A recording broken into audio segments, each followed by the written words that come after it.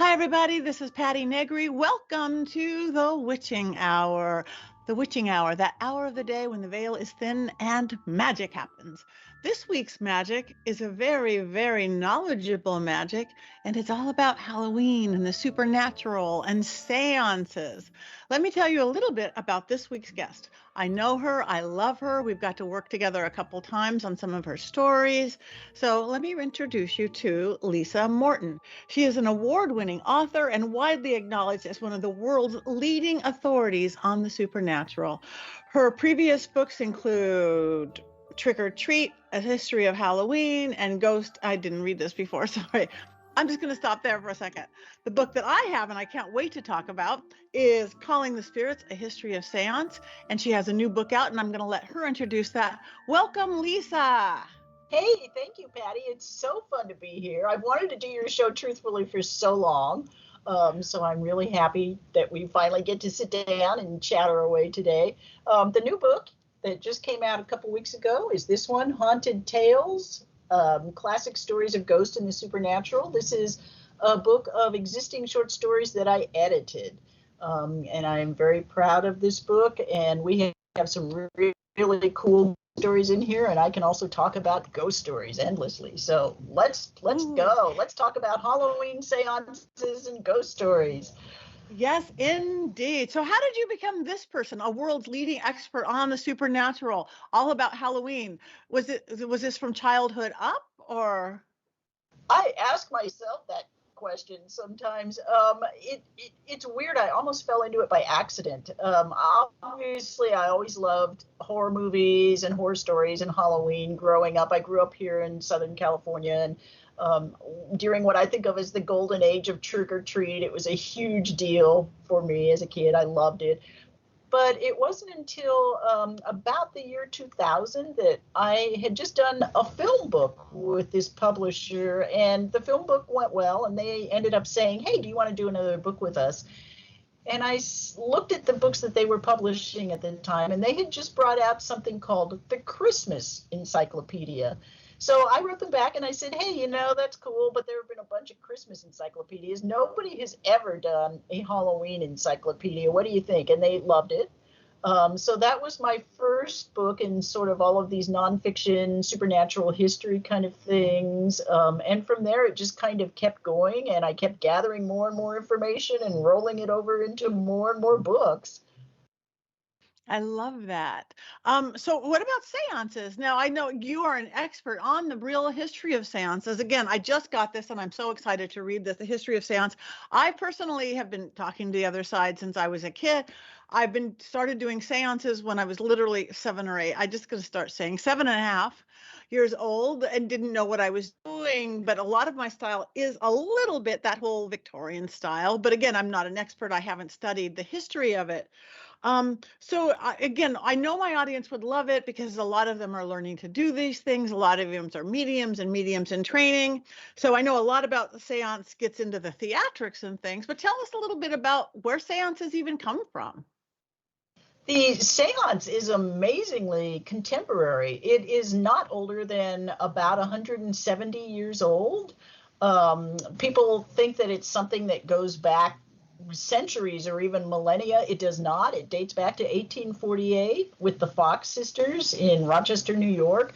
Before that, the way that we talked to spirit was very different. It was almost always a solitary act. It was usually performed by something like a necromancer or a magician. You look at the old, like medieval grimoires and spell books that they were using, and they are impossible. I mean, they call for things like lion skins and, just things that sometimes I'm sure don't even really exist. And they would be performed like in the dead of night at a crossroads, that kind of thing. It wasn't until we get to the Fox sisters in 1848 that we get that form of people who gather around a table. And one person who is designated a medium who acts to lead this gathering of people. So that idea that people would gather together to commune with spirits is actually kind of recent. So, it became a huge craze, and it became the thing to do. And I mean, from like presidents on down, right? We're doing seances. I know the little bit I know President Lincoln were doing them in a White House because I did a film, something about that. So yeah, they sure were. The first president who we know of who held seances in the White House was also the first president who was in the White House after the Fox sisters, and that was Franklin Pierce. And he and his wife Jane had suffered a recent tragedy when Franklin took office. Their young son had died during a terrible train accident. And so Franklin's wife Jane became obsessed with the idea of contacting their little boy. And she may even have had the Fox sisters to the White House. We have some like letters that indicate that it was probably them. We don't know for sure because, hey, this was a long time ago. A lot of the records have been lost. But from what she describes, it sounds like she may have invited the Fox sisters themselves to the White House to help her try and contact her son. And then, yes, you're absolutely right. We get Lincoln doing it. Again, a similar tragedy where they had lost a child. And yeah, seances were huge from about 1850 on. The Fox sisters not only sort of created that form of the seance, they also essentially created a religion called spiritualism. Mm-hmm. And spiritualism was the idea, exactly what the seance was, that you could sit down in a room with friends and someone designated as a medium and you could communicate with the dead. That part was all great. Where spiritualism actually kind of faltered was that the second part of its belief system was that it was the only religion that could be proven scientifically. And it, of course, was just continually disproven scientifically. And that's one of the reasons I think that we eventually moved from like physical mediums to trance mediums. The physical mediums were the ones who were very popular in spiritualist circles in the 19th century. They were supposed to be able to produce ectoplasm and full body apparitions. And my favorite one was there was one woman named Mrs. Guppy. Agnes Guppy was her name. And Agnes was famous for a physical manifestation called apport. That's Apport. And this was the idea that she could produce something out of nowhere that would land right in the middle of the seance. And the descriptions of things that she apported during seances are actually often hilarious. There was one guy who described actually in the middle of the seance live eels falling into his lap. One of her most famous accomplishments was supposed to be the time she apported herself into another medium's seance. That was Mrs. Guppy, and she was a bit of a very flamboyant person who also was very competitive. She was accused at one point of trying to poison another medium and so forth. And so I think that these physical mediums who could be so easily disproven were part of why, as we go into the 20th century, the mediums become much more focused on trance and on actually talking to spirits rather than trying to create these physical manifestations. And at that point, we start to get into more of what we would recognize as the modern medium and the modern psychic and the modern seance. Yeah, because all my years of doing this, I have never had ectoplasm. I have never this cottony stuff coming out of my mouth. So with the to prove of that, again, that doesn't mean, I know they're real. I don't even try to convince anybody. I know I can talk to the other side. But did that do a lot to hurt seances when all maybe the more theatrical ones, whether they were ever real or not, or they weren't real at all? I suspect that there actually were one or two of the theatrical physical mediums who were never completely, or did certain things that were never completely debunked, that were kind of remarkable. One of the most famous of all the Victorian mediums was a man named Daniel Douglas Hume. And Hume was famous for an event that occurred, I think it's 1879, which was called the Ashley House Levitation. And this was a seance at which there were two British lords present. It took place in, I think it was the third floor of this house. And the two British lords claimed that during the seance, Hume levitated out of his chair, floated out the window, and floated back in through the window of another room. And it's one of these things, this particular event has been debated for over a century now, with some people saying, well, if you go look at the house where it took place, you can see there's a little ledge there, and other people saying, no, but that wasn't wide enough for him to step on, and so forth. Nobody knows quite what happened with that seance. So that is one that we cannot completely discount. By the way, I just have to tell you that one of my favorite stories of ectoplasm involved a 20th century medium named Helen Duncan, and she's one of my favorite figures in this book. She was very famous for being put on trial in 1944, right in the midst of World War II.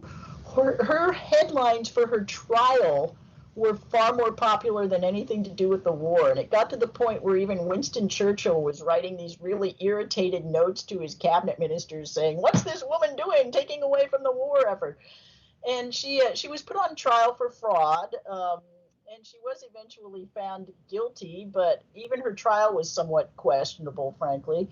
And she had been famous earlier in the century for producing ectoplasm, and the investigators who looked into her concluded that she had an astonishing ability to regurgitate at will, that she would swallow lengths of cheesecloth before she went in to be tested, and then she could regurgitate this material at will. Now, frankly, that skill seems just as amazing to me as being able to talk to a dead spirit. So. Yeah, completely.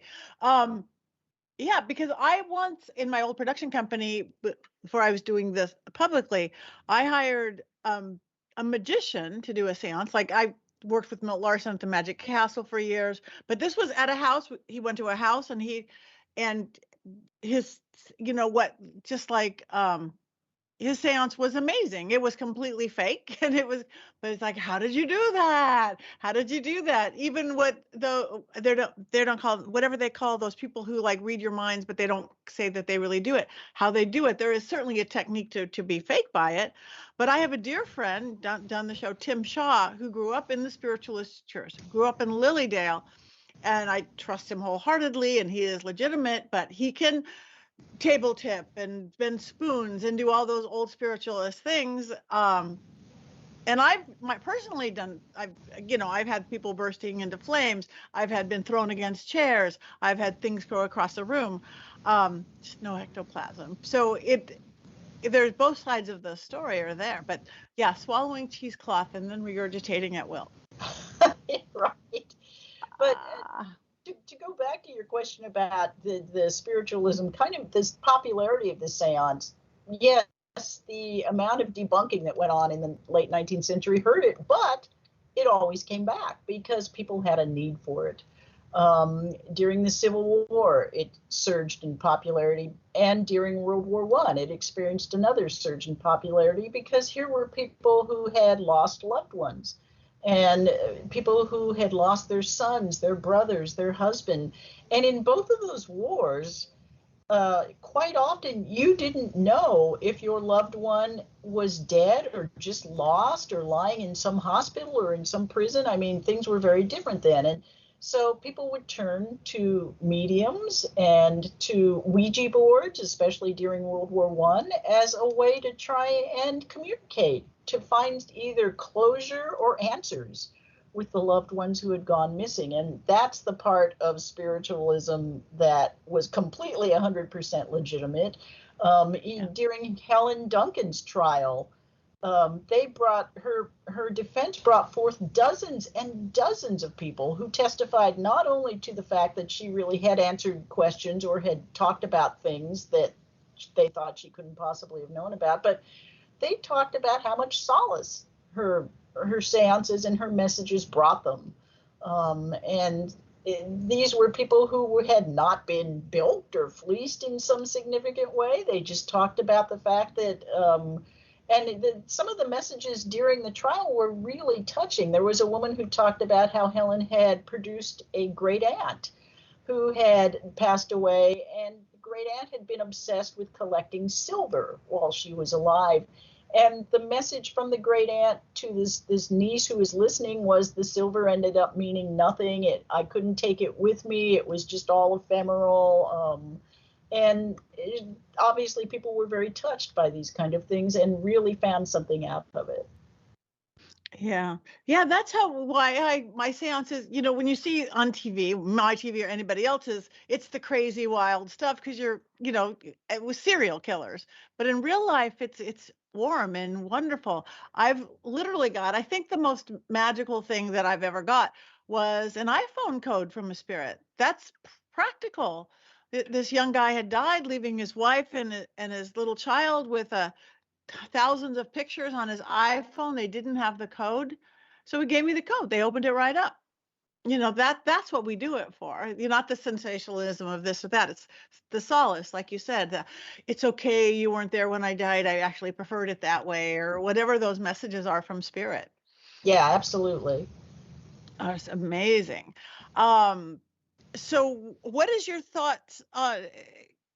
What is your thoughts on Ouija boards? Again, I know that was a part of what this world was and everything. Do you think they're real? Do you think that it's a tool that somebody could use? Do you think that's just we created this whole thing?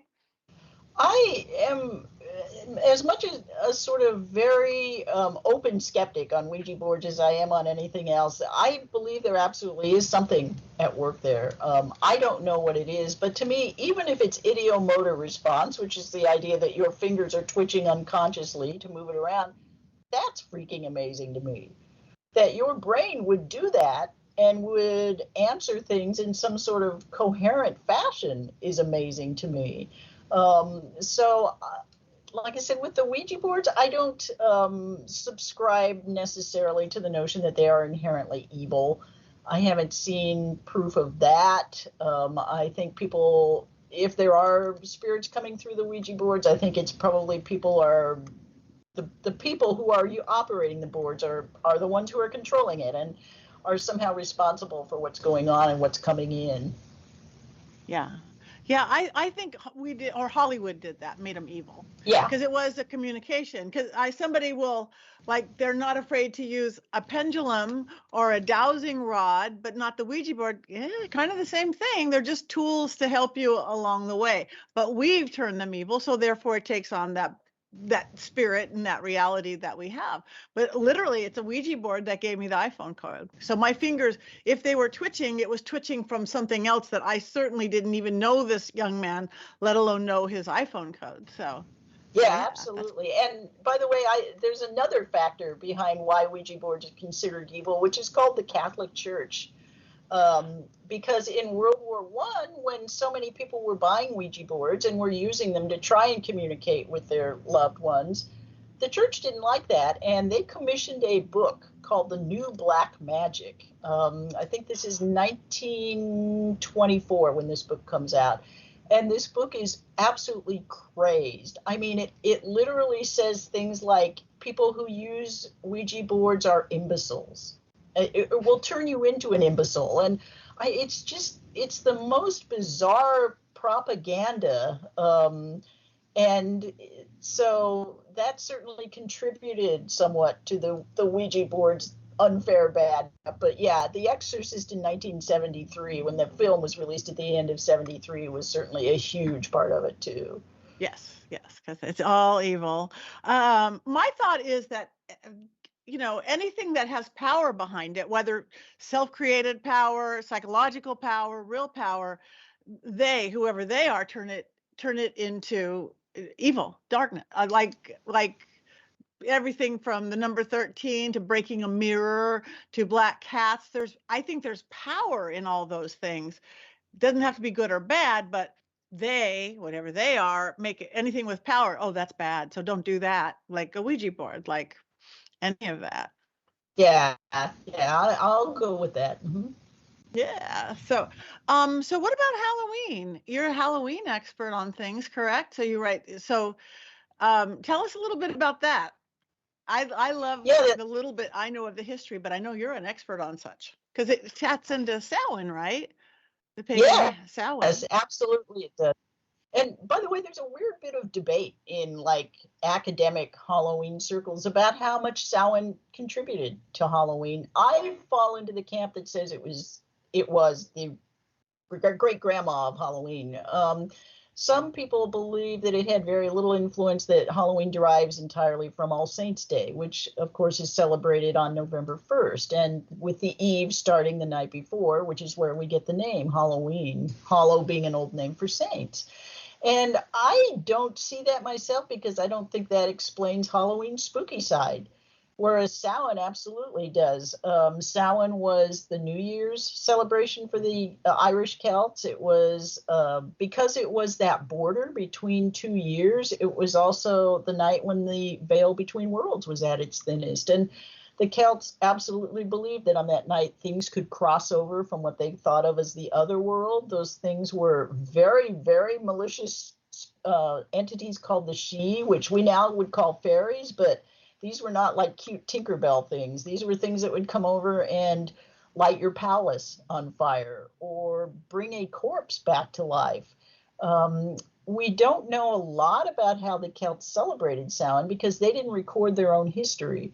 But the early Catholic missionaries did, and that's what we have now to tell us about Samhain. And those accounts tell us that the Celts celebrated with ghost stories. They told ghost stories on Samhain. They held a great feast. Some of the accounts mention the feast may have gone on for 3 days. And the ghost stories are really scary. They're weird and they're very scary still. I mean, here we are 2,000 years later, and these stories are still, you read them and you go, holy crap. I mean, they're really strange. So to me, there is no question that that is where Halloween gets its macabre side from. Yeah, me too. But again, maybe All Saints Day too, because everything blends together, like Yule and Christmas and Ostara and Easter. It's that seasonal thing that matches.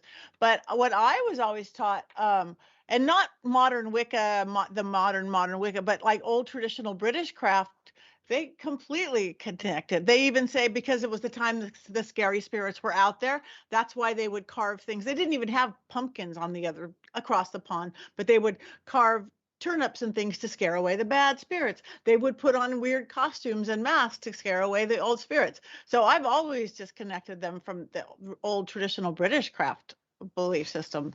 That's why you dress up. That's why you carve things. That's why, and the veil is thin. Yes, I think weirdly enough, that tradition is much later than you might think. It's like I read all the time things like, oh, the Druids, the Celtic priest would dress in costumes to scare away the spirits. Well, the truth is we have absolutely zero evidence to support that. But what we do have is both what came down from Sound with the ghost stories and so forth, and All Souls Day, which is interesting, which comes in, the Catholic Church added All Souls Day a couple of hundred years after All Saints Day. And they did that because their parishioners were kind of pissed off that there was a day to celebrate dead saints and not their own family. So they add this day on November 2nd called All Souls Day, and they add that around 1000 AD, and All Souls Day is scary. Because the idea on All Souls Day is that your loved ones may be stuck in purgatory, which is a very dark, scary place, and they cannot move on from purgatory. So you may be doing all kinds of weird things to try and get your loved one out of purgatory. You may be buying off beggars to pray for them. You may be dealing with witches who you think are attacking your farm on that night. There are these weird accounts of farmers running around their fields on All Souls Night with burning like torches, trying to keep witches from landing in their fields. And so a lot of that sort of, it's crazy. That macabre side may also come more from All Souls Day than really All Saints Day. And by the time you get into like the 18th century is when we kind of see Halloween as this day that has become this odd amalgamation of things, where on the one hand, they're still talking about ghost stories and malicious fairies. On the other hand, people are playing these games now, which sound like they're kind of derived from some of those old All Souls Day rituals. They are, for example, going out to the field on Halloween night, and they are playing a game involving how they throw the seeds out into the field, which supposedly will tell them who they're going to end up marrying. Marriage was a huge part of a young person's life at this time, at the late 18th century, we're talking. And so all of the Halloween fortune-telling games were about finding out who you would end up marrying. And some of them are quite macabre. There was, for example, one where you would go to a thing called a lime kiln, which was something that was found on every farm back then. It was kind of like a well. And you would throw a ball of yarn into this lime kiln, and you would say, "In the name of the devil, tell me who holds the yarn." And you would supposedly at that point feel a yank on the yarn, and a voice would come up out of this lime kiln and say, "It's Bill," or "It's Nancy," or whatever, and that would be the name of your future spouse. Well, of course, young men learned about this and realized they could go hide in the lime kiln long before their girl would come out there. And there are some very funny and very cruel practical joke stories about young men hiding down there, and when asked who holds, calling up, "It's the devil," and things like that. So yeah, so that's, and by the way, the first really great description we have of that kind of Halloween is 1785. The poet Robert Burns, Scottish poet, wrote this immense poem that talks about all of these games they played and the stories they told about the fairies dancing on that night. And it's a beautiful poem. I highly recommend people go out and take a look at that one. Oh, thank you. That's fascinating. That's just amazing to me. So tell us a little bit about your book now, your new book. That's a fiction book, right? Yeah, so how did you get into like scary stories and things? Is it just something that attracts you in your both writing style and love of? Yeah, I mean, I grew up as a horror-loving kid. I always call myself that weird little girl who wanted to be a monster instead of a princess at Halloween. And fortunately, my parents were very indulgent. I think they thought this was cute, but they also really loved it. My mom and I would stay up and watch horror movies. And by the time I was a teenager, I knew I wanted to write horror for a living. And I actually started in screenplays. And then it wasn't until I actually had some movies made of my screenplays that I realized this was not for me. The reason it was not for me was because the movies sucked. They sucked really bad. I mean, we're talking the kind of stuff that you would like watch if you were really smashed and it was 4 a.m. and this thing came on Sci-Fi Channel. But there's your name plastered all over them, and it's nothing you can be proud of. And I wanted some things that I could be proud of out there in the world. So I started writing horror, and it turned out I was fairly good at it and was able to sell my stories and so forth. And then at some point I moved into editing horror. And I have now done 4 of these collections of classic horror fiction with a gentleman named Leslie Klinger. He's my good friend Les. We work really well together. And we just love to go out and read through old books and old magazines that people may not know about or may have forgotten and find these incredible stories. There is a story in this book that I am so proud of called M. Anastasius. And it's a story that in 1855, Charles Dickens said, "This is the best ghost story ever written." And he was almost not wrong. This story is so good. It's by a woman who's now completely forgotten named Dinah Mulock. And yet this story is amazingly contemporary. It feels very relevant. It's about how a man is controlling a woman and how he continues to control her from beyond the grave. It blew me away when I read it, and fortunately Les felt the same way. So we just love unearthing those gems. And we've also done 2 volumes of books called Weird Women, in which we very specifically focused on all the incredible women who were writing these stories. People tend to think of horror as being mostly written by men, especially if you're looking at the 19th century. But and they tend to think that, oh, the 19th century, well, there was Mary Shelley and there wasn't anyone else. No, there were hundreds of these women writing these amazing stories. And it was such a pleasure to bring these women back into public light and say, look at how good these stories are. This is the fourth book that I've done with Les, and we just love, like I said, finding these stories. One of the things that we do is we annotate them. So we go through and we explain the things that may not make sense to a modern reader. Oh, this was a phrase that was in use back then. Oh, this is a place that they would have gone to help make them more accessible. We also provide little biographies of who these authors were. Oh, that's fabulous. Ooh, I can't wait to get that one. Yeah, I was that kid too. I couldn't watch your local family sitcom drama, that family. It's like, that didn't do it. My mom would let me stay up, and again, I'd be watching anything horror, all the horror movies. The Birds was my favorite. Anything Hitchcock, Twilight Zone, Outer Limits. I'd run home to watch Dark Shadows.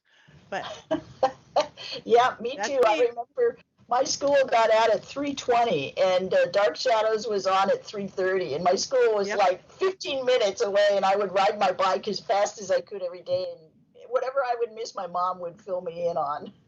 That's good. Yeah, me too. That is hysterical. So yeah, so we're in. All right. So tell people, do you have something coming up or anything, or where could people get your books? I want, again, you guys. I've read some of her stuff. We've done some stuff on stage over the holidays. I know this is an excellent writer. You are the storyteller that you are. And all of you listen, I know you like this wacky world that we love. So tell us about where people can find you, where people can find your books. By the way, Calling the Spirits will be coming out in a more affordable paperback in about a month. So that'll be available soon. I can easily be found at lisamorton.com. I have a couple of really fun things that are coming up. You and I have something in common, I think, called The Feminine Macabre. Yes. You did the foreword for one of their volumes. I have just done the foreword for volume 4, which they just announced. That was a wonderful thing to be a part of. I really, really love what they're doing. Me too. And, female stories, female edited, put together. Yes. And I have learned so much reading those volumes, and I love the way they also range from just a sort of casual retelling of something to something that's very academic and heavily researched, and they're so fun to read. So I was really honored to be asked to do the foreword for volume 4. And then there is actually a book that is going to be announced as I speak tomorrow, which will probably be a couple of days ago by the time this airs. But I will have a novella coming out next month called Halloween Beyond, The Talking Board, which is about a haunted Ouija board. Although the central premise in this particular story is that the protagonist is a young woman whose sister vanished a year ago on Halloween, and now she is not sure if the messages coming through this talking board are from her sister or not, or if maybe even her sister's alive and somehow using this talking board. So that will be out from a wonderful publisher called Crystal Lake Publishing, and it's part of a trio of novellas with 2 other incredible women writers, Lucy Snyder and Kate Maruyama. I've read all 3 of them. They're all fantastic, so I can't wait for that to be available. Oh, that's fabulous. So lisamorton.com, everybody check her out. And I guess, should I not tell people to go find your movie somewhere? I like bad horror movies. I must say, I like them all. Do you think, just before we go, I'm just so curious, do you think that, your writing turned into movies didn't work in your thought? Who knows? Do you think it's what they did to your writing, or your writing was more created to be read and not acted out? I kind of think it's both. What they did to the scripts was certainly pretty severe. There is at least one of my movies. I had about 6 feature films produced. There is at least one that bears no resemblance but the title and 1 character name. Wow. I mean, we're talking like this bears 1% resemblance to my script. I think the best I ever got was the very first movie I did, which was a very bizarre sort of science fiction-y comedy called Meet the Hollowheads. That had about a 70% resemblance to the script. And I still am fairly fond of that movie. Most of the rest, I just, they're just not what I put on the page. And when I started publishing short stories and writing them, not only was the whole process just felt like home, but so did the community, the whole publishing community. And the people who write horror are really, really cool, nice people, which surprises people to hear. I know they tend to think we must be all sort of messed up and abused as children and neurotic and so forth, but we're not. We tend to be really open, giving, wonderful people. And I just felt like I'd come home as soon as I started getting into that community. And I agree wholeheartedly. I say the same thing about the paranormal community. The ghost people, nicest people you've ever met. Just got back from a ship in Paracon, and it was nothing but a love fest. Nothing but a love fest. So yeah, we who like the dark, weird side of things are really nice people. I guess so. That's those really nice people. You have to be careful. I mean, you know what I mean. They're like, we're right. perfect. Yeah. And I'm dying to go to Michigan Paragon. You would do so well there. You have to. It's the funnest one. I mean, they're all fun, but yeah, it's one of these years. I definitely want to go. And people buy people love books. There, I forget his name. I should know his name, but he gave us, and he's not like a paranormal. He's more like not in your world, but he's not like I'm an investigator. I'm on a reality show or anything. And he's a good storyteller like you. After his little speech, they lined up and they bought out all his 10 stacks of books. So you will do well there. I promise. I know that. Yeah. I'm psychic. Yay! Yeah. So thank you so much, Lisa. This is fascinating. You guys check it out. Lisa Morton. Check out the books, Calling the Spirits, her new one, The Tales, and there's a bunch of other ones out there, lisamorton.com. So thank you, Lisa. Oh, thank you so much, Patti. This is so fun. Thank you. And Halloween's a coming. Yay. Yay.